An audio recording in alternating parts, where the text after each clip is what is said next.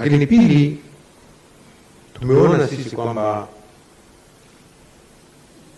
katika upelelezi unaoendelea pamoja na mafanikio ya kuwapata wenzetu ambao walipotea au walijipoteza na kadhalika au walitekwa kwa sababu ya ili watoe pesa ndugu zao au na kadhalika, kwamba kuna umuhimu wa kuwa na mkakati maalum wa kuweza kulitatua.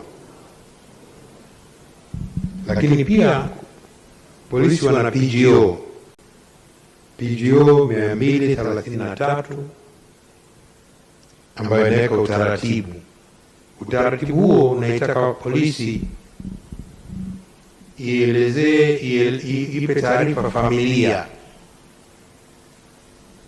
Lakini sisi tumeshauri kwamba hili kwa sababu ni swala la umma, taarifa wapewe wananchi, na nadhani polisi mnafahamu mara kwa mara huwa wanatoa taarifa kwa umma, lakini taarifa hizo ziongezwe ili kila mtu tujue hatima ya hawa wenzetu. Lakini pia tumeona kwamba kwenye haya watu waliopatikana na vile kuna viashiria vya uhalifu,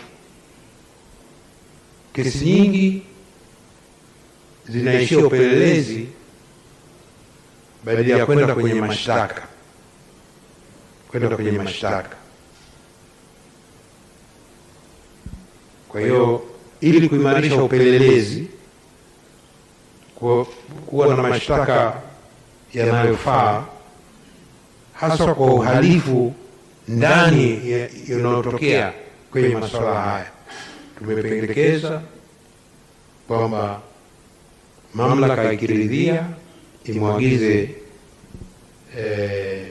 mkaguzi mkuu wa hesabu za serikali CAG kufanya tathmini ya utendaji, performance review ya umadhubuti wa upelelezi ili kuboresha huo upelelezi. Naye ameshafanya, mtakumbuka, kuhusu masuala yale ya kukiri kosa, plea bargain, ameshafanya performance review hiyo na imesaidia katika kuboresha. Baada ya performance review ikaja kanuni mpya na mambo mengine ya kuboresha. Kwa hiyo swala ambalo tunalo, lakini nini. Kwa hiyo nataka tu kuweka hizi sawa kuhusu hayo masuala ya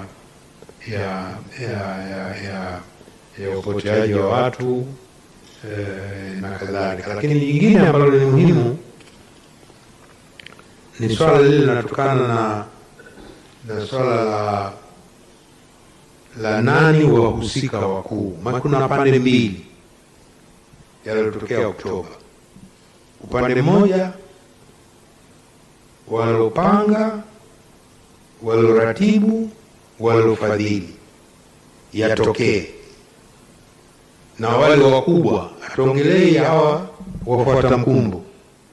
Wakubwa walopanga, waloratibu, walofadhili upande mmoja. Upande mwingine waliodhibiti ndani ya siku 3 amani ikarudia. Kwa wote hao tutaongelea kwa kifupi. Niwaalike Balozi Mela aongelee hilo swala la IGP Mwema, swala hilo la tunaita mastermind, wale ambao wamepanga. Baadaye tutakuja kwa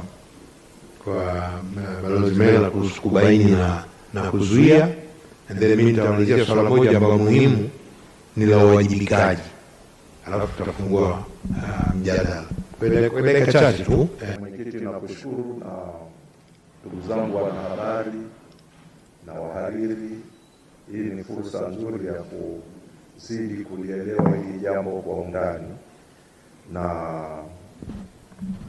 kama ripoti ilivyoeleza kwamba katika ushahidi tuliokusanya tuliweza kubaini kwamba ghasia zile zilikuwa zimepangwa na ziliratibiwa na kufadhiliwa.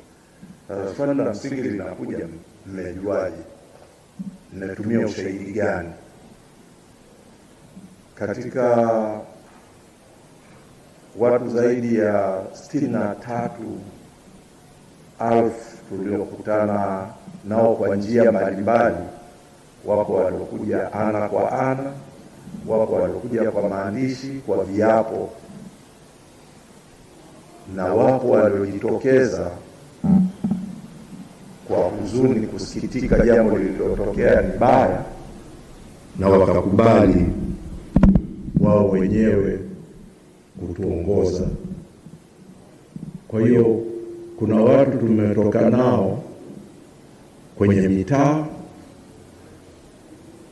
wakaeleza jinsi walivyoshirikishwa kufanya jambo hili. Kuna watu kwenye mabodaboda, kwenye makundi ya mamalishe, kwenye vikundi mbalimbali, mradi walishiriki kwa namna moja au nyingine. Wao wenyewe wanakiri kwamba sisi tulihusika. Lakini mimi nilikuwa nafanya biashara katika soko X, na nikaambiwa kipato changu cha mwezi ni shilingi ngapi. Nikapewa na nikaambiwa kuna kazi maalum, na kama mambo haya yakifanikiwa, basi siku si nyingi mafanikio makubwa zaidi yatapatikana. Kwa hiyo watu wa aina hii kwenye vikundi mbalimbali, kwa wakati mbalimbali, maeneo mbalimbali, ule ushahidi wake ukiukusanya unakupa mchakanuo, analysis ya kuweza kubaini kwamba hapa palikuwa na mpango gani. Kwa hiyo ni kwa njia hiyo tuliweza kujua kumbe huu mpango umefadhiliwa. Kuna pia matukio na picha na ushahidi mwingine ulituonesha kabisa zilipangwa mbinu zaidi ya 16 ili jambo hili liweze kufanikiwa. Na cha msingi kabisa ni kwamba iliweza kutawanya zile nguvu zilizokuwa nazo. Kama ulikuwa unategemea vurugu hii itakuwa ni ya maandamano, lakini imetokea hapa, imetokea pale, imetokea kule. Yaani kuna maeneo 202 yalitokea kwenye kadhia hii. Sasa fikiri maeneo ni kama Magomeni, Ubungo, Kimara, Kinyerezi. Sasa lakini pia kuna matukio zaidi ya tukio moja kwenye eneo hilo. Kwa hiyo ule mtawanyiko sasa na mgawanyiko wa askari kukabiliana na jambo hilo, ukichanganya na mbinu zilizowekwa za vizuizi barabarani, mbinu gani, unaona kabisa hili jambo halikujitokeza kwa kulipuka, limepangwa. Na huo ndio mchakato tuliotumia. Hakuna mtu kwenye tume amekaa akafikiri mwenyewe kwamba hili linawezekana likawa limefanyika hivi. Kuna mashahidi wamekuja, kuna digital evidence za video na picha mbalimbali. Kwa hiyo hizi ndio zilizoweza kutuongoza na kuweza kujua kuna mchakato wa namna hiyo. Naomba niseme kwa uchache tu, ilikuwa ni katika mazingira hayo tuliweza kukusanya ushahidi huo. Asante mwenyekiti.